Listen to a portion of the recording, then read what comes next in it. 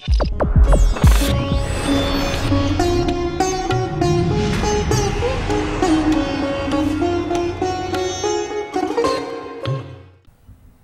noite, Ikujoko, que não morram enquanto estão sentados. Que Ele te abençoe a todos nós. Alguns amigos aqui me conhecem, outros não. Eu sou sacerdotisa da religião dos orixás, que nós chamamos tradição de orixá.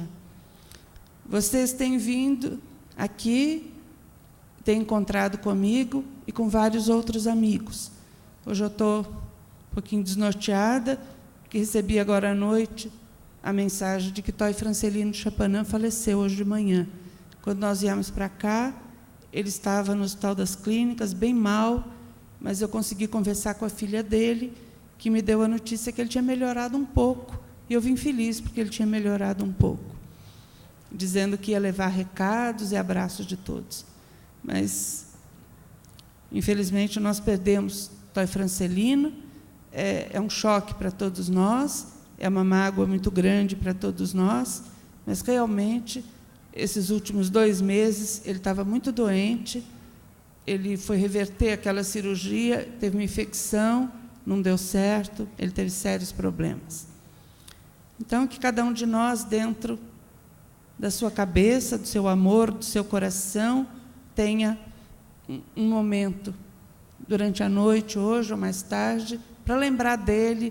Tão bonito, não é? Se vestia tão bem, gostava tanto de ficar bem arrumado, sempre com aquelas roupas lindas, falava tão bem.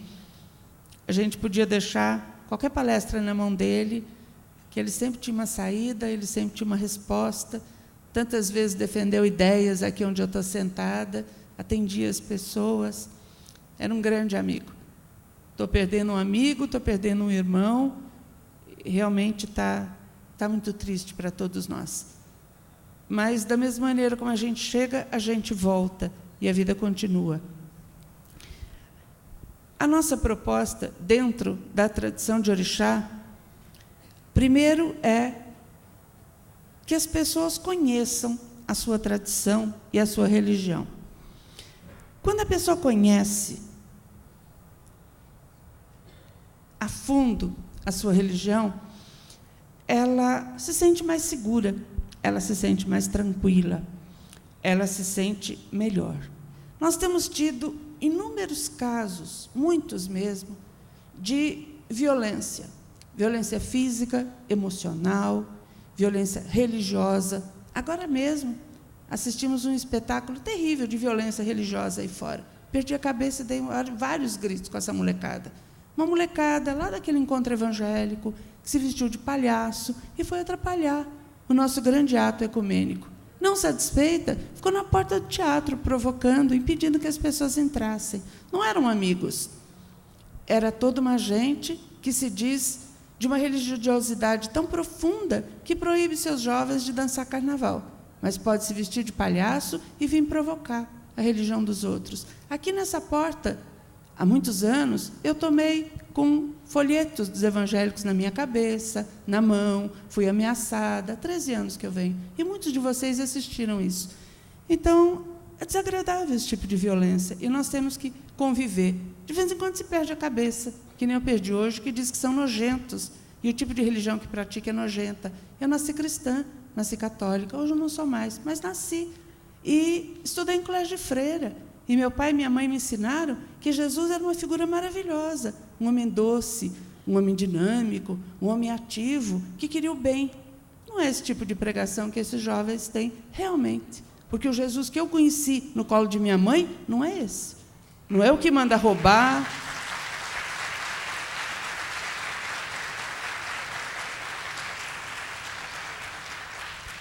Obrigado, meus amigos, eu sei que vocês concordam.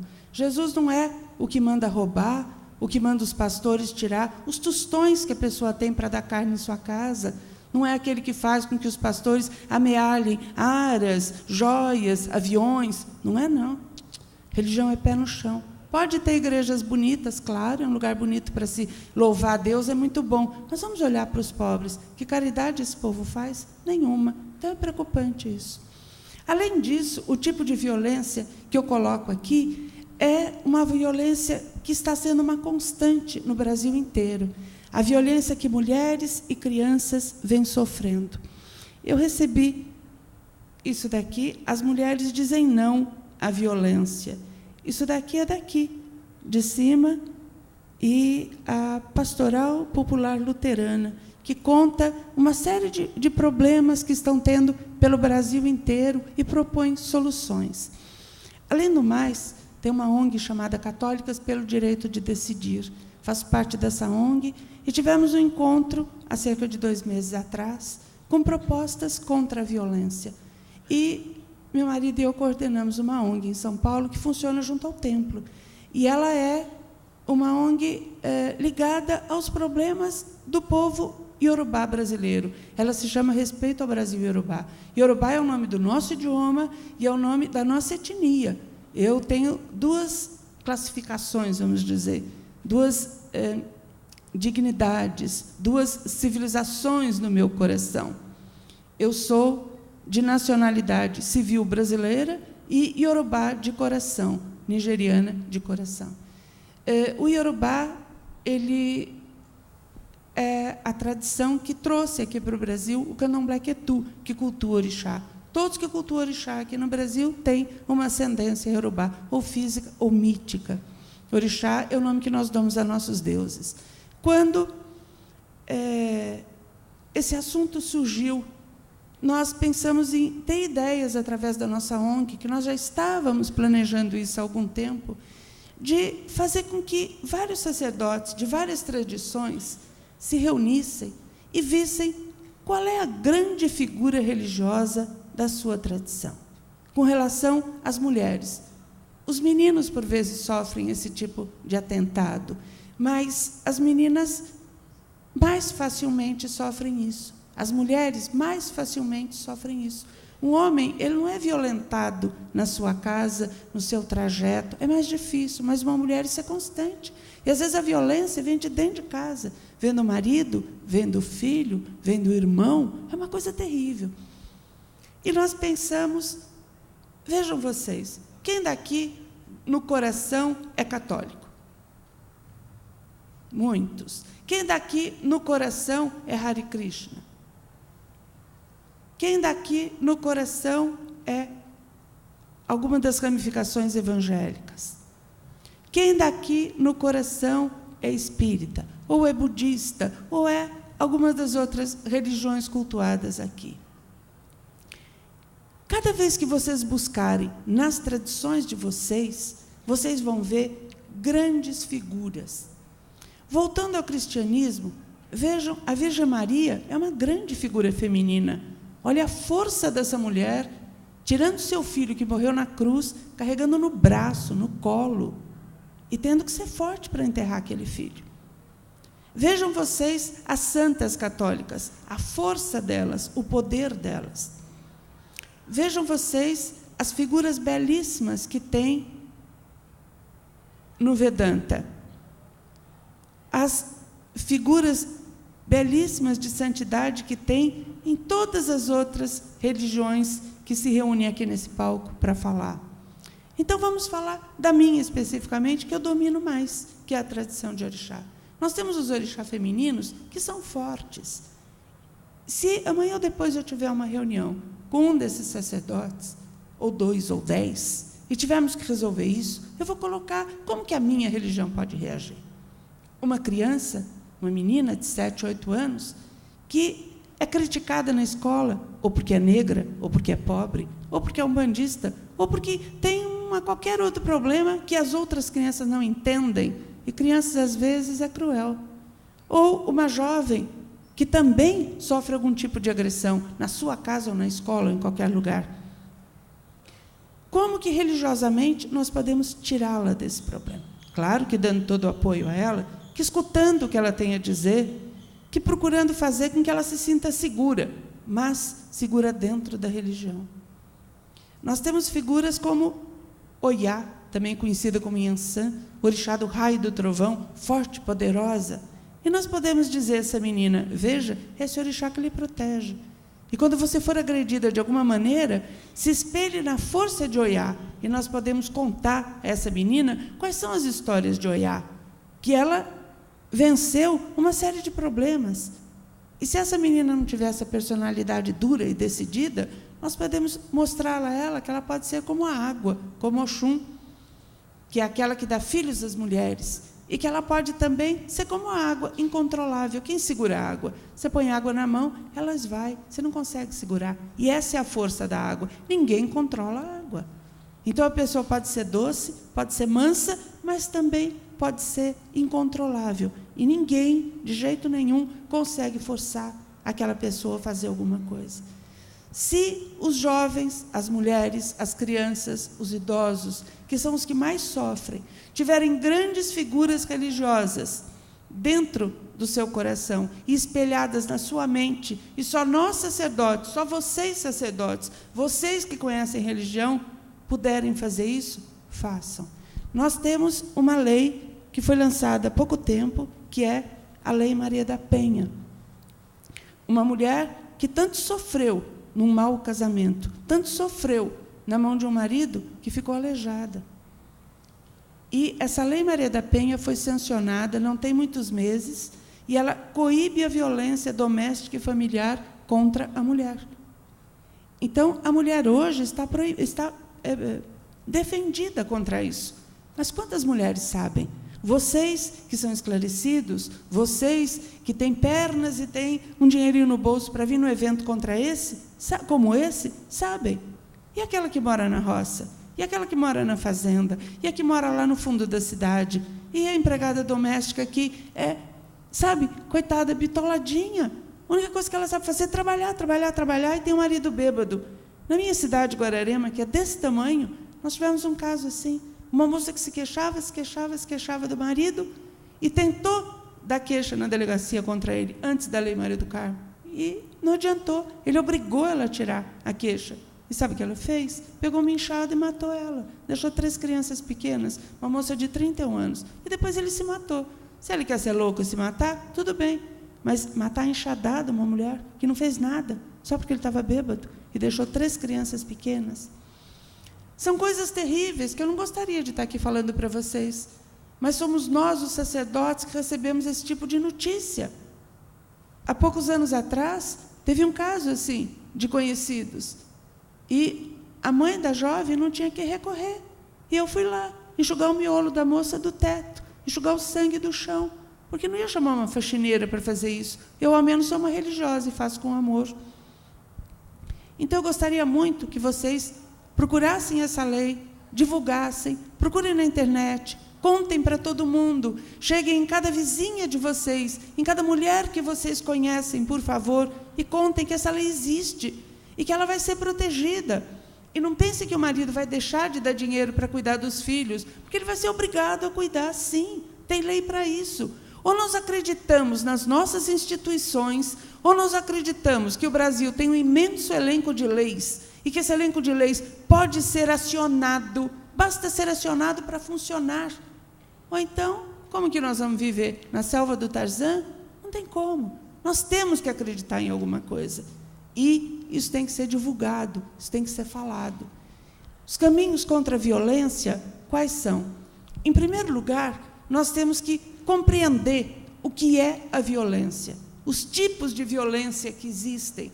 E depois nós temos que ver o que nós podemos fazer, nós mesmos, para nos defendermos da violência. Porque a violência, ela é planejada. Raramente ela acontece de uma hora para outra num impulso. Aí realmente fica difícil. Mas ela é planejada. Isso que nós sofremos aqui e lá no ato ecumênico foi planejado. Todo mundo estava vestido, dançando igual, cantando igual, ironicamente agredindo pessoas que vêm aqui fazer o quê? Rezar pela paz. Da mesma maneira, como esses homens que agridem mulheres, mulheres que agridem mulheres, gente que agride criança, que agride idosos, que agride quem não pode se defender, também é planejado. Porque nenhum desses pais que estupra sua filha de 3, 4 anos, estupra a vizinha de 30, porque ele sabe que o marido da vizinha vai defender. Ele sabe que alguém vai tomar uma providência. Agora, a criança não. A mãe ou é conivente, ou tem medo, ou acha que é mentira. A queixa mais constante que as mulheres contam, as jovens, até as crianças, é que a mãe diz que elas estão mentindo, que elas provocaram o pai, o irmão, o padrasto. Nós temos que ter olhos abertos, nós temos que efetivamente ver o que acontece ao nosso redor. Nós estamos morando num mundo muito difícil, nós estamos morando numa terra muito violenta. E essa violência, ela pode ser coibida, ela pode ser cortada, ela pode ser sanada. Se cada um de nós resolver se enfronhar do que ocorre, quando escutar um choro de criança constante na casa do vizinho, procura saber o que está acontecendo. Quando viu uma jovenzinha cabisbaixa, ela mudou, ela está alterada, procura saber o que está acontecendo. Sem contar que nós temos a droga. E a droga atinge o seu filho, o seu, e pode atingir o meu, pode atingir os netos de todos nós. A droga é uma tremenda violência contra o corpo humano. É uma tremenda violência contra todos nós. E nós temos que tomar uma atitude contra isso. E um evento como esse, que prega a religião, que prega a bondade, que prega a paz, e principalmente que prega a lucidez de todos nós, é um evento para se discutir esses assuntos. Eu vindo aqui, falando da minha religião para vocês, contando o que é orixá, contando as maravilhas da minha religião, porque é uma religião belíssima. Nós temos 10.051 anos de religião. E agora, no equinócio de outono, 21 de março, fazemos 10.052 anos. Somos politeístas, temos vários deuses para tudo. Estamos assustados com a violência que está ocorrendo e com as previsões para o próximo ano, esse agora que nós estamos vivendo. Na terça-feira de tarde, vocês vão ver essas previsões. Porque é um ano que prevê a paz armada. Aquilo que Dom Jaime falou ali, repudiando, é algo que vai acontecer. E que talvez vários de vocês tenham que recorrer a isso. Talvez nós tenhamos realmente que levantar uma espada, não para atacar, mas para defender. Não tem como ficar com a cabeça, igual avestruz, embaixo da asa ou dentro do buraco. Temos que tomar uma atitude lógica, sensata, religiosa contra a violência. E, principalmente, a violência sofrida dentro das casas. Se vocês olharem no conhecimento de vocês, se vocês olharem dentro do coração, dentro daquilo que vocês conhecem, das pessoas que vocês conhecem, tenho certeza que acharão 3, 4, 5 casos e que vocês poderão, eventualmente, depois de se esclarecer, e hoje com a internet é tudo tão fácil, sobre essa lei, poder reunir essas mulheres para um chá, para uma conversa, e mostrar a elas que existe caminho para isso. Tem casas que acolhem uma mulher com filhos quando ela não tem onde ficar, porque é vítima de violência. Tem locais onde elas podem se estabelecer, e a lei privilegia isso. O marido é obrigado, querendo ou não, a sair de casa e continuar a manter a mulher e os filhos. Ninguém é obrigado a apanhar, ninguém é obrigado a morrer, ninguém é obrigado a ser violentado. Nós estamos no século XXI, é o século da informação, é o século da atitude. E, por favor, tomem essa atitude. Nós estamos tomando, nós estamos procurando esclarecer o máximo possível de mulheres a esse respeito, e muitas vezes de homens também, porque o homem é muito perspicaz, ele consegue detectar facilmente esse problema nos familiares, nos vizinhos, no trabalho. Procurem espaços saudáveis para essas crianças, atividades saudáveis, junto às igrejas, às capelas, às religiões, atividades que mantenham as crianças ocupadas, que elas não sejam obrigadas a ficar em casa, por vezes com um adulto perigoso. E esse adulto perigoso, me desculpe, a maior parte das vezes é o namorado ou o marido da mãe. É muito perigoso isso que acontece. E se vocês procurarem lá dentro, vão encontrar. E saber que isso existe, que o que eu estou falando não é alarmismo. Eu não estou vindo aqui alarmar ninguém. Eu estou contando uma realidade que está ocorrendo no mundo inteiro. E no Brasil também. Nós não estamos a par da violência. Se nós conseguirmos animar as mulheres, animar as crianças, de que grandes figuras religiosas podem influenciar a vida delas, elas podem se espelhar nessas figuras, elas podem, eventualmente, tomar o exemplo dessas figuras religiosas. Na Igreja Católica, e muitos de vocês são católicos, tem figuras belíssimas, Santa Catarina de Sena, Santa Teresinha de Lisieux, a própria Virgem Maria, Santa Teresa d'Ávila, Santa Catarina, figuras fortes, poderosas, que têm como ajudar, seja pela oração ou pelo exemplo, essas mulheres e crianças. Por favor, pensem nisso quando chegarem em casa. A tradição de orixá é uma religião que está aqui no Brasil presente desde 300 ou 400 anos atrás. Ela, quando veio para cá, veio conosco, os escravos, dentro de grandes navios.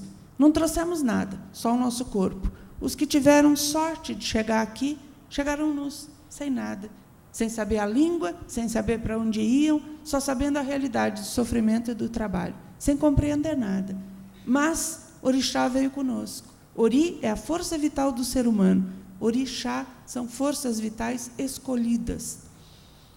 Porque nossa tradição é oral. Nós não temos livros sagrados, nós temos livros que falam do sagrado.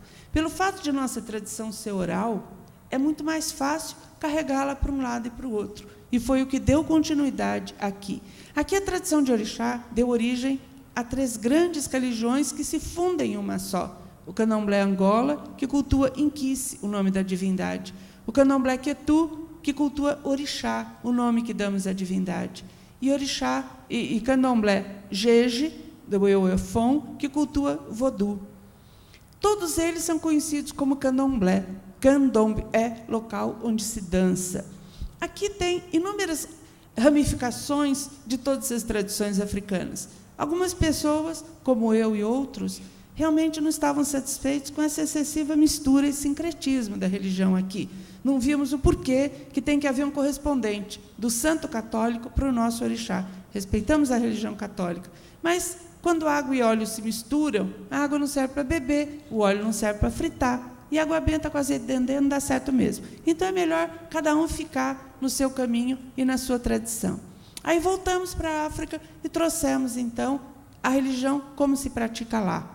Eu e alguns outros somos missionários aqui no Brasil. Temos a missão religiosa de divulgar a nossa religião para quem queira ouvir. Não fazemos proselitismo, não batemos de porta em porta, usamos ocasiões como essa, para quem queira nos ouvir. A tradição de orixá, ela tem por base a natureza. E ela tem por base o ser humano. Não só a natureza, o ser humano. Não só o ser humano, a natureza. O ser humano é parte da natureza. Outras religiões, elas são centradas no ser humano. Tudo que ocorre é tendo por centro o ser humano. Nós não. O ser humano, o elefante, a formiga, a planta, o mar, o rio, tudo isso faz parte da nossa tradição. Quando nós vamos apanhar uma folha, nós dizemos assim, olhe em volta. Pode ser que seja a última que tem no mundo. Olhe em volta antes de apanhar essa folha. Se você achar uma segunda, aí você apanha. E nós dizemos também, Kosiawe, Kosi orixá. Sem folhas não há orixá. Essa língua é o Iorubá. Os casamentos são muito bonitos. Vocês devem ter assistido o meu há 2 anos atrás. Os batizados são muito bonitos. Os cerimoniais de morte são muito bonitos. A religião iniciática, a iniciação também é muito bonita.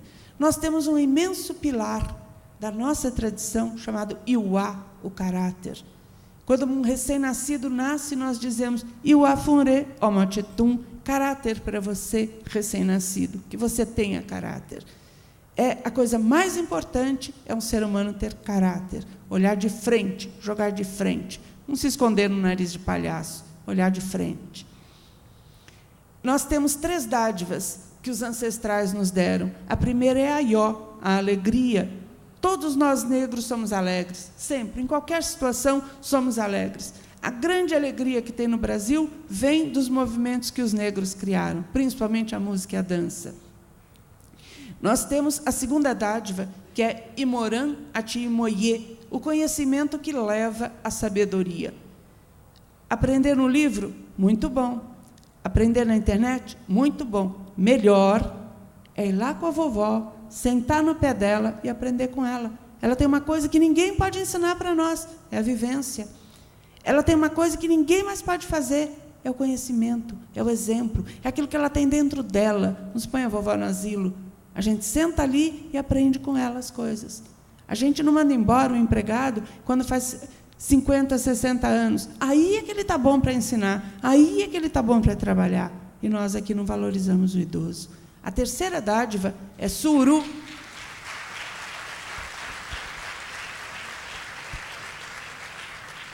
Obrigado, amigos. Eu sei que vocês pensam como a gente. A terceira dádiva é Suru, a paciência. Tão importante que nós chamamos Yasuru, a paciência. Eu tive 3 filhos, ficaram 9 meses aqui para nascer. E eu tive que esperar, porque se tirasse antes, eles morriam. Vocês já chocaram um pintinho. Se quebrar ali, não deixar o pintinho quebrar por si, ele morre, ele nasce fraco. Uma borboleta, tudo tem a sua época. E o momento da borboleta é tão importante quanto o momento do elefante, a gestação do elefante. É a mesma coisa, é igual, é importante igual. Então, a paciência, o aguardar que as coisas ocorram, é uma dádiva que a ancestral nos dá. E nós temos que fazer jus a ela. Toda vez que o ser humano sai da sua linha de pensamento, toda vez que um ser humano sai daquilo que os pais lhe ensinaram, daquilo que os mais velhos lhe ensinaram, ele falha. Porque ele não olhou em volta. Ele não viu a experiência dos mais velhos para daí agir. Agora, eles podem fazer isso dentro deles mesmos. Porque nesses 10.000 anos, pela nossa religião, pela nossa tradição, vocês nasceram e morreram inúmeras vezes. Tudo isso está acumulado. Aqui é o Ori, a força vital do ser humano, a cabeça, o destino. Lá dentro é Ori Inu. E esse Ori Inu é a memória ancestral. Todos nós que estamos aqui, encontramos uma situação na rua e dizemos, nossa, já passei por isso antes.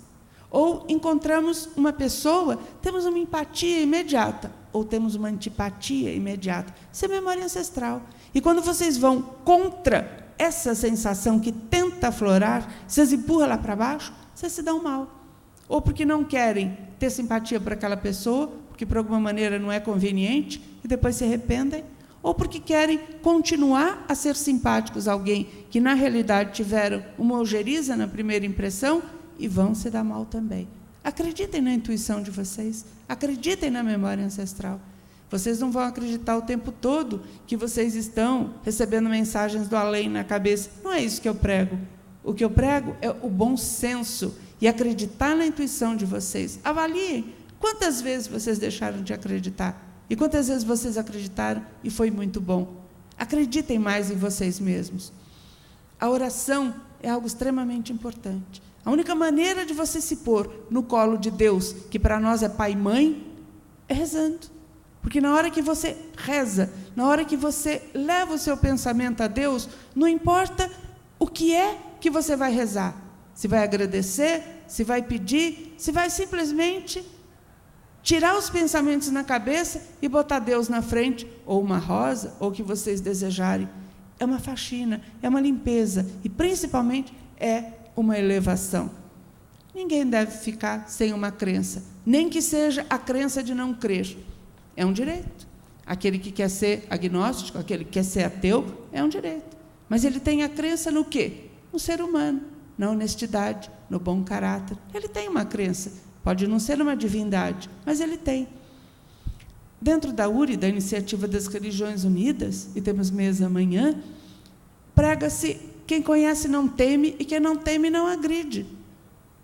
Quando você conhece a religião do vizinho, você não sai agredindo, como fizeram os menininhos bobinhos manipulados aqui. Você não vai agredir o vizinho, não precisa.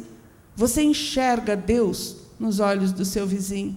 O mesmo que abençoa você, abençoa o seu vizinho com outro nome. Pode me abençoar com o nome de Orixá e pode abençoar aquele ali com o nome de Krishna, aquele com o nome de Alá, aquele com o nome de Jeová e esse com o nome de Jesus. Lá em cima, ele é um só. E mostrou para cada um uma face e um nome. E o dia que o ser humano abriu os ouvidos, porque o Batalá, o Deus Criador dos homens, deu 2 ouvidos para cada um e uma boca só. Então, no momento que abriu os ouvidos e ouvir o vizinho falar da sua religião, como escutamos hoje, coisas tão bonitas, em vez de querer atabalhoadamente, sofregamente falar da sua, quando você escuta o outro, você vê a beleza que tem na religião do outro. A tradição de orixá não é enfeitiçar os outros. Nós temos horror à feitiçaria. O feiticeiro é um ser execrado. Mora lá no fim da cidade, ninguém dá a mínima atenção a ele. Eu falo em termos de Nigéria, onde a religião nasceu e onde ela está até hoje. Nasceu no mundo mítico, em África. Hoje está estabelecido na Nigéria. O sacerdote, quando ele levanta de manhã e anda pela cidade, as pessoas deitam no chão na passagem dele como homenagem, tocam a fibra da roupa e põem na testa. E vocês que leem o Novo Testamento, o que leem? Que as pessoas tocavam nas franjas da roupa de Jesus e levavam a mão à testa. É a mesma coisa. E quando vocês leem isso daí, vocês estão lendo o quê? Que respeitavam a religião que Jesus praticava. Nasceu judeu, viveu judeu, morreu judeu, um grande rabino. E deu origem a uma outra religião, o cristianismo, que prega tanta bondade quanto qualquer uma outra. Então, é importante separar a pessoa que tem uma religião no coração e que pode ser confiável religiosamente e o feiticeiro, que espalha cartazinhos pela cidade, faço e desfaço qualquer tipo de trabalho, tal. Isso não existe. Agora, é o ser humano que dá espaço a esse tipo de pessoa. Nós odiamos a religião. Se tem a religião, não, desculpe, a feitiçaria, se tem um ódio no coração da pessoa justa e honesta, é saber que o outro está sendo vítima de uma coisa execrável, de uma manipulação, e a feitiçaria é isso. Não é um ódio, ira, não. É um ódio que vem de dentro, é uma coisa ruim de conviver, porque você sabe que aquilo é errado, mas a ambição, o desejo de ser mais, o desejo de obter da pessoa, leva ela a acreditar nisso. E aí vem as bobagens, como amarração e outras coisas. Nada disso funciona. A feitiçaria é uma pedra num elástico. Você joga, ela bate lá e volta na sua cabeça na hora. E volta na cabeça de quem fez. Sabe por quê? Feitiçaria não veio com bula, nem com efeito colateral. Quando faz uma coisa dessa, não sabe o que está fazendo. Então, qualquer religião, não só as afrodescendentes, lidam com feitiçaria. Quando a bobinha da menina escuta da amiga, rouba o Santo Antônio da igreja e pendura ele no poço para ter um namorado, isso é uma feitiçaria. Ela está desencadeando uma força maligna. Quando um rapaz que quer muito trabalhar pega o cavalo de São Jorge e amarra ele em cima de uma árvore, isso é uma feitiçaria, é uma bobagem igual. Quando algumas outras religiões ficam rogando praga em cima de um vidióleo e saem jogando pelas paredes dos vizinhos, queima Jesus, isso é feitiçaria. Não tem necessidade de nada disso. Porque se tiver que tomar uma providência, Deus, em qualquer dos seus nomes, toma. Mas ele acredita em livre-arbítrio.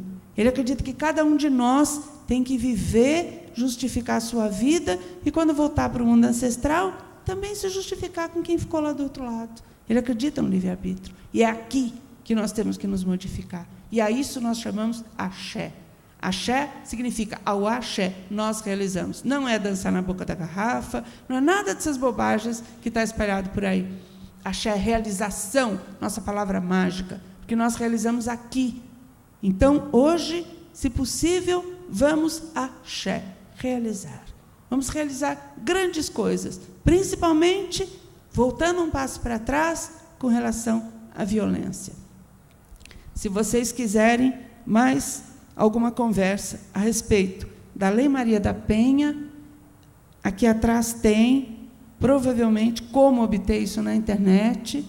Eu vou estar aqui amanhã o dia inteiro, meu marido tem mesa, vou estar aqui, posso conversar, terça-feira, podemos conversar sobre isso. Por favor, pensem carinhosamente no fato de que mulheres como vocês, crianças como seus filhos e netos, estão sofrendo violência, e algo tem que ser feito. E agora, se vocês me permitem, antes de encerrar, eu gostaria de fazer uma oração pelo nosso grande amigo Toy Francelino. Esse ano foram 2 mortes que nos chocaram muito. Já o ano passado estávamos chocados com Dom Luiz, e esse ano com Pastor Neemias e com Toy Francelino. E nós temos que pensar o seguinte: a morte, ela não é uma coisa ruim, ela é uma modificação, ela é uma transformação. E os orixás que representam a morte para nós, que são Anamburucu e Omolu Baluayê, são a morte enquanto transformação. Receber o corpo, enterrar e ali transformar em matéria-prima para outros homens. Quem nasce aqui, morreu lá. E quem morre aqui, nasceu lá. Então, antes de dormir hoje, que ainda dá tempo, no seu coração, lembrem da figura dele, lembrem da figura de Pastor Neemias e falem o nome deles. Mariem, a família de Pastor Neemias. Vasconcelos Ferreira, a família de Toy Francelino. Porque chegando lá, a família abre os braços e recebe ele. E ele vai ser muito bem-vindo, tenho certeza. Assim como o Pastor Neemias foi muito bem-vindo. E um dia eles voltam. Dentro da nossa crença, um dia eles voltam. Através da barriga de um amigo, da barriga de um parente, de um filho, de um sobrinho. Moboiku e Iku. E eu louvo a morte. Eu louvo os ancestrais. Eu louvo todo aquele que se foi. Babamiku Jeo, Babamiku Jeo, Alabaro Dolaie, Mofariborereo, Alabaro Dolaie. Eu disse, pai e mãe, a morte devorou vocês. Nós, os que simpatizamos com vocês, ficamos na terra e nos prostramos no chão em sua homenagem.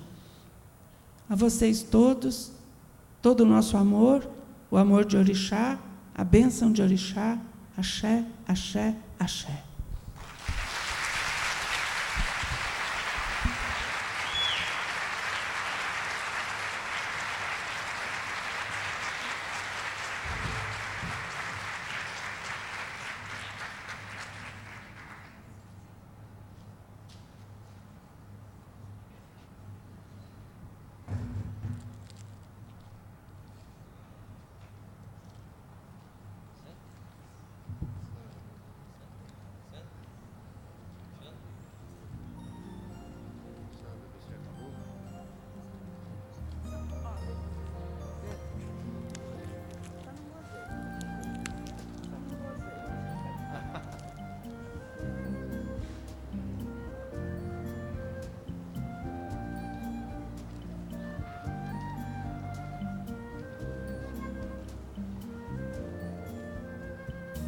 Meus amigos, antes de encerrar aqui rapidinho, só queria lembrar a vocês que continuam os cursos, o simpósio de terapias holísticas, o reiki, massoterapia, curso de xamanismo, e o anime continua na Faculdade de Administração. Agora, amanhã vai ter um passeio à Pedra de Santo Antônio, à tarde. E as inscrições para esse passeio podem ser feitas a partir das 13 horas até as 15, no evento que está acontecendo, que é o 10º Seminário de Ecologia, na Faculdade de Administração.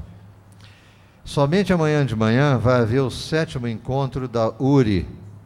URI é uma sigla, URI, que é United Religions Initiative, é a Iniciativa das Religiões Unidas.